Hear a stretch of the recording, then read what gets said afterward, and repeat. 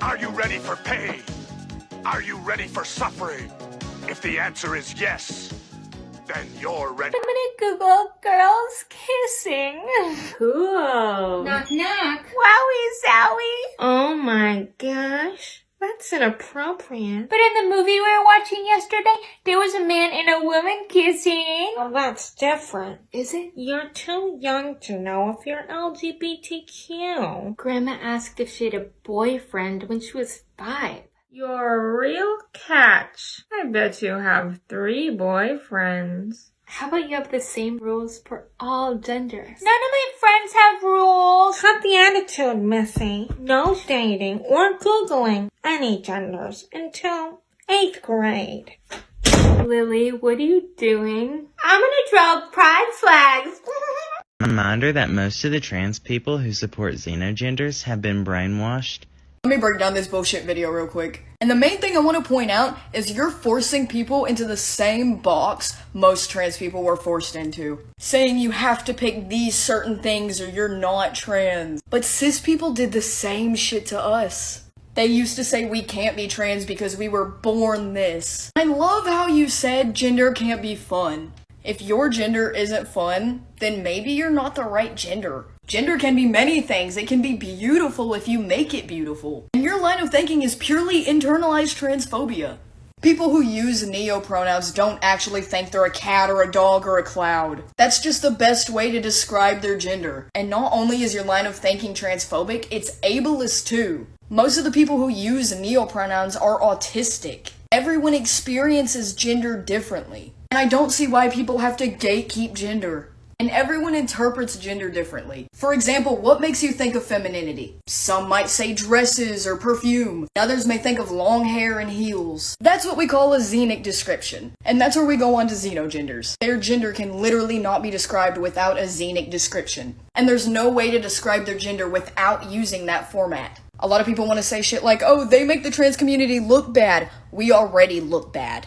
And honestly, who gives a fuck? Are they gonna come in my house and tie me down and change me? 'Cause if not, they're fucked. You can keep gatekeeping and spreading your hate, but it's not gonna make them go away. So honestly, fuck you and your opinion. Nor did anybody ask for it.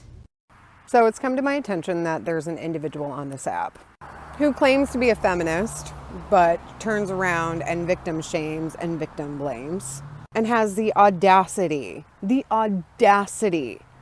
to tell victims that they're not real victims because they didn't go to the police. Okay, well, some of us did.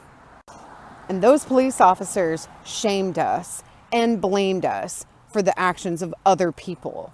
See, I went to the police when I was assaulted, and they made me feel like crap over it. So much to a point where I just chose not to file. Like, I just told them and then nothing came of it. The worst part is it was in high school and I had to face my attackers every single day and I had to do it and pretend like I was all right. I'm not going to say her name, but I'll put it in the hashtag. She needs to be canceled, period. Hello everyone, I'm Mix Berry and I'll be your substitute teacher. Your name is Mix? Actually, Mix is a gender-neutral title, an alternative to Miss or Mister. I identify as non-binary. So, if this was cis female and this male, I'd be here. But aren't you born boy or girl? Well, biological birth sex and gender are different. Gender isn't your anatomy, but how you internally feel. It can exist on a spectrum. Ash is gender fluid. What's fluid? Something that isn't fixed, but can change and flow. My gender identity changes by the day or week, or even hour. Do you want to point to where on the spectrum you feel? Yeah! Sometimes here, sometimes here, sometimes here. That is perfectly valid. Everyone is unique and different. Thanks, Mixed Berry. What's that smile you be giving us, me? Oh, this one? I just watched this. I can't tell if the white guy's joking. I think he's sort of joking, but, you know, obviously making a point about something that is really serious and, like, not at all a joke. This is why I like TikTok. I like the fact that, like, people are digging into this. It's like, what a type thing. It is so screwed up. I know exactly what they're talking about, where it's that thing where you're walking down the street and you see a black person. And for me particularly, it's like older black women who I want to kind of like, hello, or like good morning or whatever the fuck. And I end up like in this weird twisted thing inside my own head where it's like I'm trying to get out of my own way to not treat somebody differently and therefore inevitably treating them differently. Yikes. You know, I like the fact that these kinds of things are being brought to light, and the fact that, I don't know, there's like a forum for these kinds of conversations that suck but need to be had. I want to explain white privilege to those who are confused what white privilege is or whether or not it exists.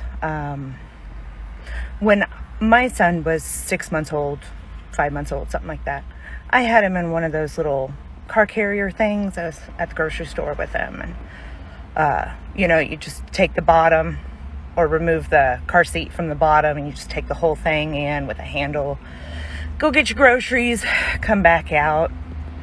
Well, anyway, as I was putting him back inside the car, I had dropped my keys, the car keys, into the car seat. Long story short, ended up locking my baby in the car. Now, this was in Texas. It was like 90 degrees outside. It was pretty hot.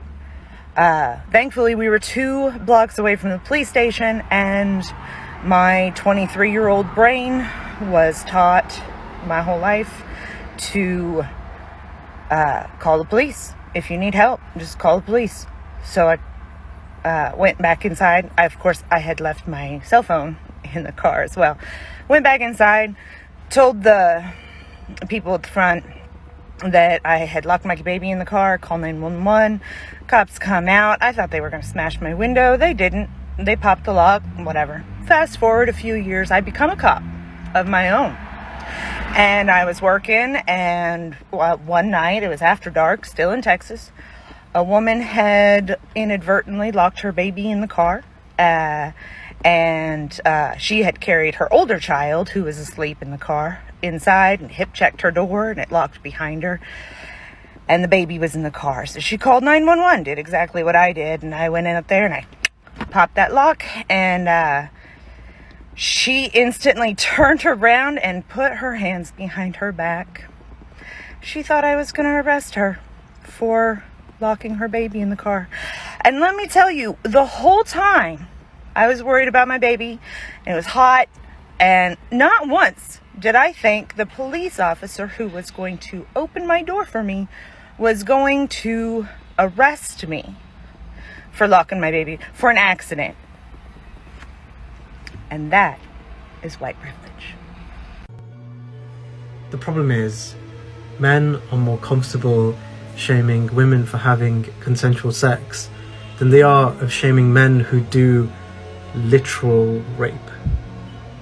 Do me the honor of becoming Mrs. Peanut Butter. Wow, this is happening so fast. Yes, I'll marry you. But I'm keeping my last name. You hear that? She said yes! Let's kick it! Erica, did you she said yes? Come on in here! He literally promised her that there were no cameras a second before. That literally proves what Bojack said right, that the grand gestures are never for Diane, they're for Mr. Peanut Butter. And, like, it's just so manipulative because, like, he knew that he wasn't going to get the response he wanted if it was in front of a crowd of people like that. So he lied just to get her to get the response that he wanted. Then he proposes to his wife and then goes to tell Erica and seek validation from other people. It's always about fucking peanut butter. Always peanut butter.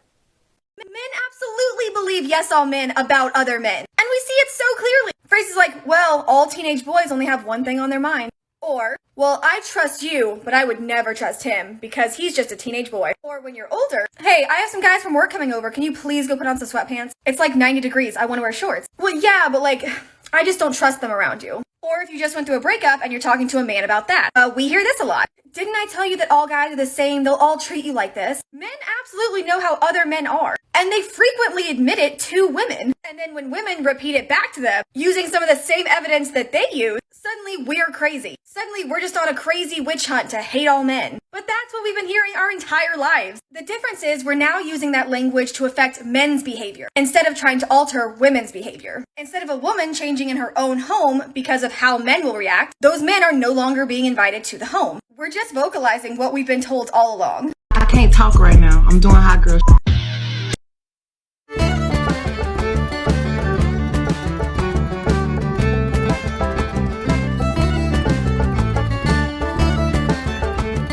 I'm her. She. Well, just as I thought, trash.